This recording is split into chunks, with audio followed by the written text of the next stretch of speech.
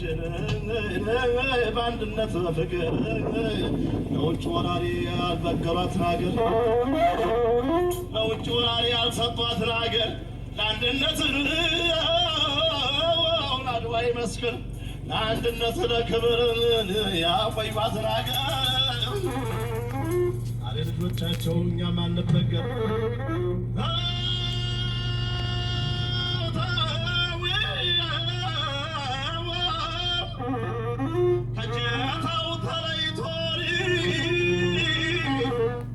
እጀታው ተለይቶ ወደቀ ምሳሩ ይሻለን ነበረ ባዶ መኖር ሆነ